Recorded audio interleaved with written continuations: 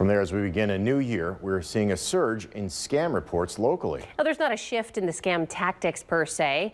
And while the scams have evolved to include that newer technology that we've warned you about, the goal here is still the same, to trick you out of your money. And we are on your side protecting your money from scams. In fact, it's the big story today. In 2023, scams cost Ohioans more than $150 million in losses. The primary types of schemes affecting Ohio consumers falls into three categories: identity theft, imposter fraud, and online shopping scams.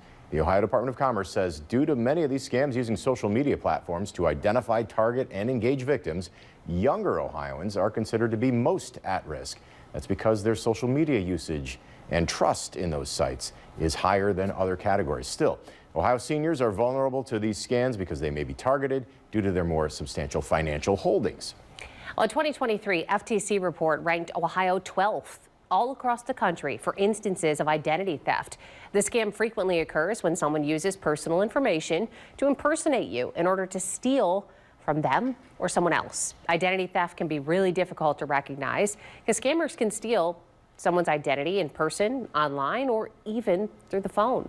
In 2023, imposter scams made up 14% of all fraud reports. Imposter scams occur when fraudsters pose as trusted officials or a loved one, and they solicit money and personal information from the victim. Today, Toledo police are warning you about a scam targeting dating app users. TPD says the scammers are posing as Toledo police detectives and falsely claiming that there are criminal cases against the app user. The criminal then demands money to drop the charges. Toledo police want to remind you they will never ask for money to dismiss criminal charges or cases. Lucas County Sheriff's Office also posting to social media warning you about a dangerous financial scam making the rounds this week. Officials say criminals are calling Lucas County residents claiming to be from the Sheriff's Office. In this scam, the criminal says you've missed jury duty and demand you have to pay a fine to avoid getting arrested. Already, the Lucas County jury manager has stopped at least one person from paying more than $900 to that scammer. If you get a suspicious call or something like this, police are asking you to get in touch with the Lucas County jury manager. You can find that number at 13abc.com. And the convenience of online shopping, it's being used by scam artists to exploit consumer trust through the creation of fake websites or social media accounts in order to steal your payment information.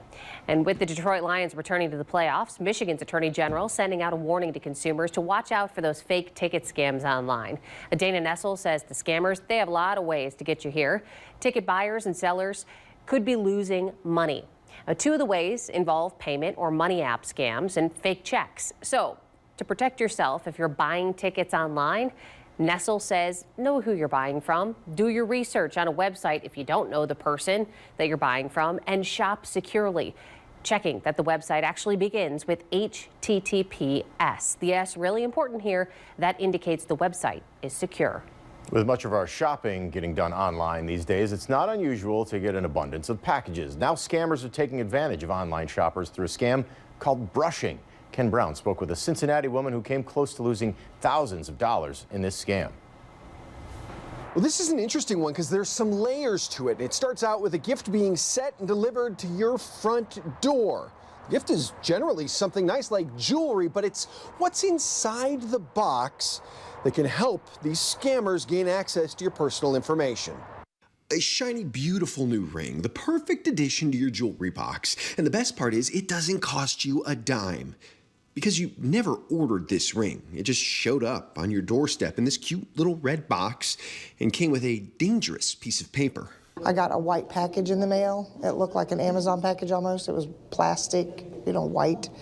And I opened it up and there was a ring inside it in a beautiful box. It was a beautiful ring. And there was these cards. Robin Rook says the card had a QR code on it, but something about the entire surprise mailer just didn't feel right. And it said if I wanted to know the information about the ring to scan the scan. Well, I'm very suspicious. So I asked a few people. They told me better not.